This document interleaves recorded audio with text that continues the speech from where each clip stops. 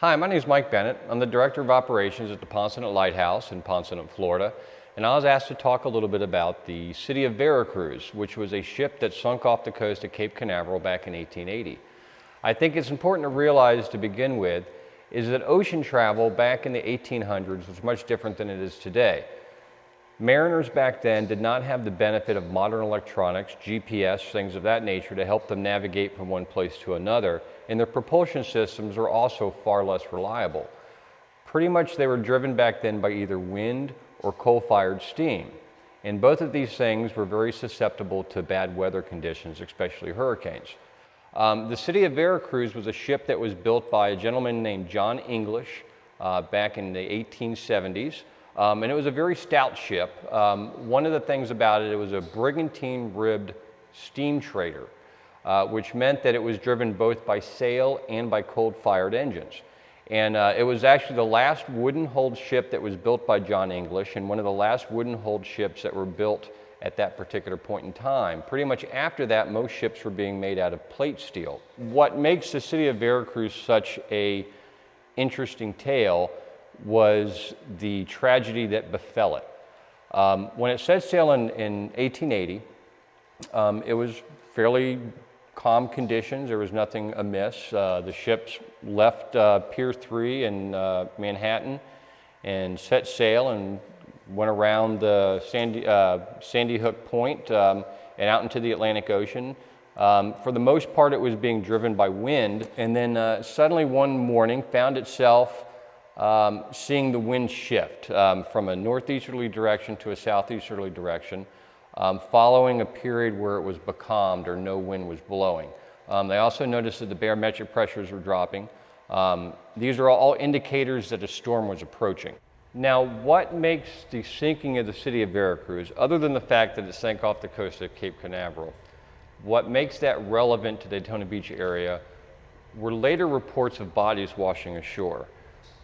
Now, the reports of bodies washing ashore, they appeared in some newspaper articles, but not others. At that particular time, the number of survivors was continually fluctuating. It went from 22 down to 10, down to 8, up to 12. So as information was coming in, the number of dead and the number of survivors continued to fluctuate. And also reports of bodies appearing and not appearing on beaches kind of fluctuated as well.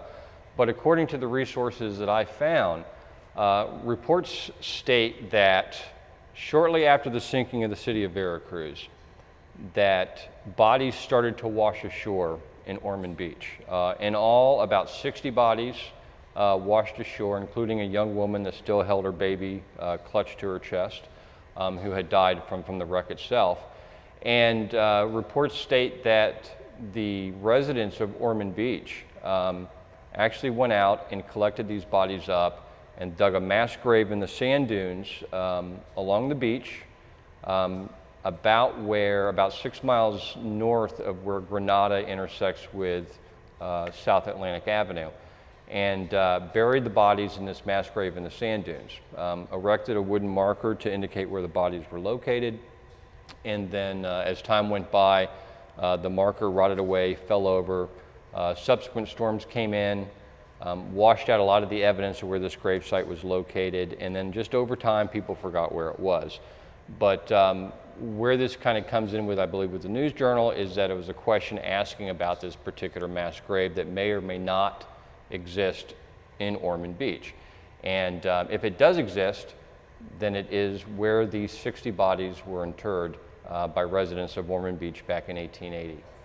As a result of the sinking of the city of Vera Cruz, the U.S. Lighthouse Service took a closer look at the lighthouses that were located along the Florida coast. It was one of the reasons why the lighthouse at Ponce Inlet was decided to be built where it was built.